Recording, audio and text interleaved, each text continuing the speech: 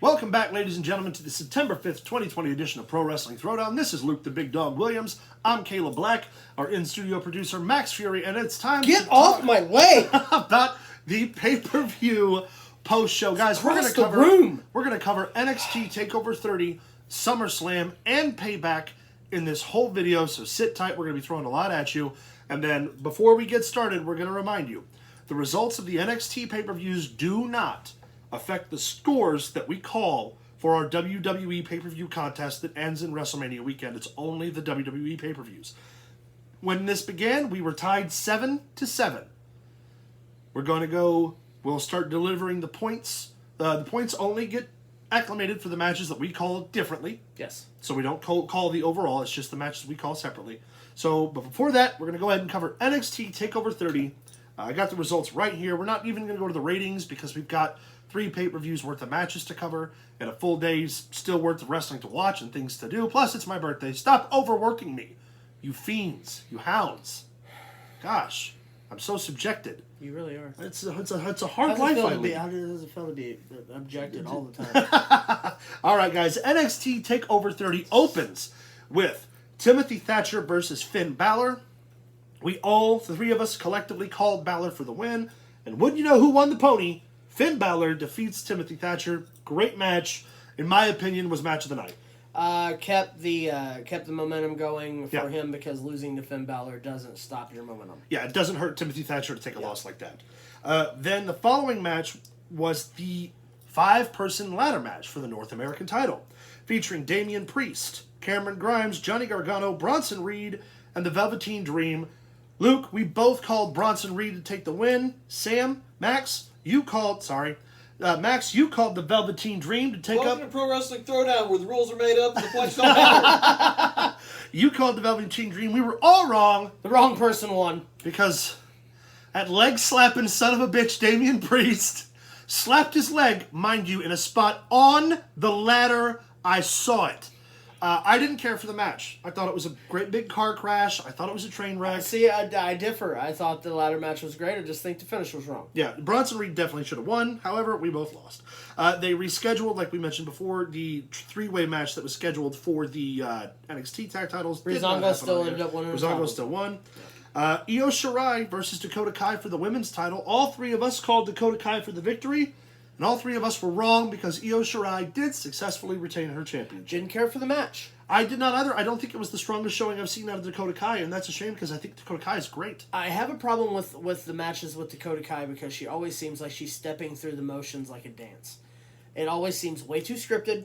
I step, disagree. Step, turn, body slam, turn. I don't like it. Body slam, turn. We all lost on that one. And then Pat McAfee versus Adam Cole. Talk about a fucking barn burner. You gave the match that match a 5. This is mine that we're not rating, but I'm giving. I'm giving that a 5 anyway. Yeah. 5 all the way around. All the shit we talked about in the beginning with how good this match was going to be even surpassed our expectations. Yeah, fantastic. I called Pat McAfee for the win. The 2 of you called Adam Cole, and the 2 of you would have taken a point if this match qualified, but it doesn't. So it doesn't. No. However, Adam Cole and Pat McAfee was a show stealer, and the only reason that I didn't give it the match of the night was because Pat McAfee was an attraction. Not only that, the sell off the knee was kind of out there. And then but and then the dazedly walking into the Panama Sunrise. Yeah, but all in all, the dive from the top rope onto the security and all that. Trying to keep the boys apart, and he dove. Yeah, fantastic. Right. The perfect way to do a dive. Yeah. No one was just standing there waiting. Definitely a 5. Main event, Keith Lee versus Karrion Kross for the NXT World Title. We all 3 called Karrion Kross. We all 3 won. And then we all 3 lost. And then we all 3 lost the following Wednesday. I'll be honest, I think, because the ladder match was just a car crash. As far as in-ring matches, Karrion Kross and Keith Lee was not that good. In my opinion, it was slow. Yeah. Which I understand that's kind of the sort and style of match that someone as big as Keith Lee, as powerful as Keith Lee, is going to have someone methodic like Karrion Kross. Just wasn't as entertained as I thought I would be. Yeah, I thought it'd be more of a fight. Correct. We're going to go ahead and jump across the SummerSlam. This is where the points start coming into play. Let me pull up our selections real quick. All right. And lead us through. All right, on the pre-show, Apollo Crews defeated MVP to keep the United States title. We had Bayley defending against Asuka, with Bayley retaining. The Street Profits defended successfully against Andrade and Angel Garza, which we knew that was going to take place. Yep. Mandy Rose defeated Sonya Deville, no big surprise there. Seth Rollins defeated Dominic Guerrero in probably one of the best matches of the night. Agreed. In my opinion, I think that think there's a lot more they can do with Dominic in the future. I think want to see that kid wrestle some undercard cruiserweights. Yes, undercard guys most certainly. Then of course Asuka defeats Sasha Banks for the Raw Women's Championship by submission. Kind of figured one of them was going to drop the belt. I would have liked to see both, but that didn't happen. Drew McIntyre defeats Randy Orton to retain with a backslide. Yeah. Not a Claymore. Nope. Horrible finish. Not the future shock. He beat the man with a backslide. Man, I had allergies for an hour after that. 20 minutes, 35 seconds. Stupid it seems like it should have been longer. Yeah, agreed. It felt longer. McIntyre, and the main event, The Fiend captures the Universal title. Mind you, not for long. Right. Beating Braun Strowman, only for the end of the match, Roman Reigns to make his triumphant return. Right. And destroy both men. Did you cover Mandy Rose and Sonya Deville? Yes. Okay. Yeah, I said there was no surprise there. Okay. Out of your ear. Now, the only matches that we called differently were the Street Profits and Andrade, Dominic and Seth, and Strowman and The Fiend. Yes. Those are the only matches we called differently. It doesn't matter who won or lost on the other ones, because we both called Orton lost. We both called Asuka to win both belts. She lost one of those matches, whatever. But because the matches that we called differently, you took the point for Seth and Dominic, and you took the point for Strowman and The Fiend. So for this... And then I cashed in my mulligan. Right. To go up 2 points. So he went up 2 points against me because the other matches we called differently, I won. Yes. So at this point here, we are tied... he's ahead of me 9-7. Yes. Hit us with the payback results. Payback kicked off with the Riot Squad and the Iconics. Yep. Riot Squad won by pinfall. Both called that. And we have Bobby Lashley defeats Apollo Crews by submission win for the United States Championship. And I can't stand Bobby Lashley. He can't do anything right. He made Apollo Crews is so talented and looked so phenomenal. In this match, Bobby did not have a good show. No, Bobby Lashley just kept botching spot after spot. He's in the wrong spot. He won't move to hit the right spot. I just don't like to watch him work. Yeah. Then we had Big E defeats Sheamus. Yep. Yep. Matt Riddle defeat King Corbin.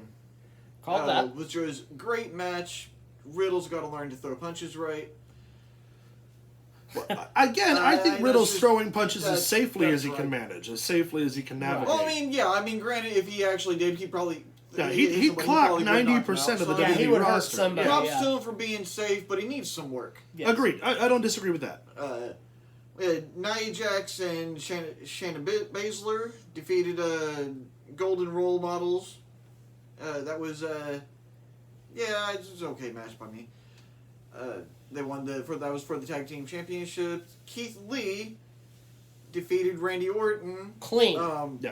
Yeah, I'll give it to him. It was clean. It was a good match. I'm an Orton fan. Everybody knows that.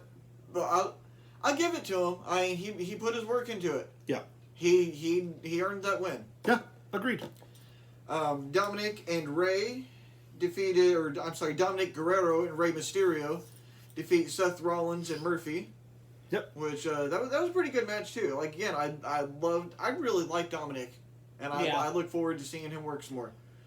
And we had the no holds barred triple threat match. Roman Reigns defeat Bray Wyatt and Braun Strowman. Yep. For the title. Reigns come in at the very end of the match after basically both of them are already out. Yeah. Signs contract. Yeah, drops it. Great move. Good Great move. move by I thought it Roman was Reigns. fantastic. Yeah, agreed. Move, yes. I don't agree with... there's several things I don't agree with, but I do like the fact that he pinned Braun Strowman and not The Fiend. Right.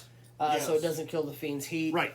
The Fiend didn't technically lose the belt to Roman Correct. Reigns. Yeah. Which can build to something Right, later. agreed. Was that it? Was that all we had? Yep, that's it. Yes, sir. For this card, the only two matches we called differently that mattered were the outcome of the triple threat match and the... Hold on. I just had it here. The outcome of the triple threat match and the women's tag team title match. Yes. I won both of those calls, tying us up again 9-9.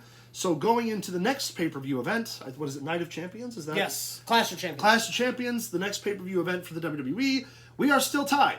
So as we inch closer to WrestleMania, neither one of us have called that much of a lead. Now, because I took the lead and he come up on the lead to tie it back, if it's tied till Mania, He technically wins. I technically win. So all he has to do is call the exact same shit I call for the next 6 until months. somebody clears somebody. If he clears me in points, then it's the other way around. Right. If I clear him and he ties up to me, then I'm the de facto winner. Yes. That's always been our rule, that if it comes to a tie, the previous champion retains. Yes. So keep your eyes peeled for the upcoming... remember, please submit your ideas for the end of the contest, what you'd like to see the loser subjected to, all sort of nefariousness. It's not good. I've been in the lead this entire time. He got lucky one. He's only in the lead because I'm only calling stuff you call for the rest of the go. Don't Whatever listen to you his call, bullshit. I'm going with you. Fuck you, old man. No. Guys, that's going to cover us up for the pay-per-view post-show. Stay tuned because we still got a pay-per-view pre-show coming up here in just a little while for AEW's All Out tonight. But coming up next, pro wrestling history. Today in wrestling history. The greatest thing ever happened, September 5th, 1990. My twin brother was born. All right. It's not the greatest thing. Stay tuned.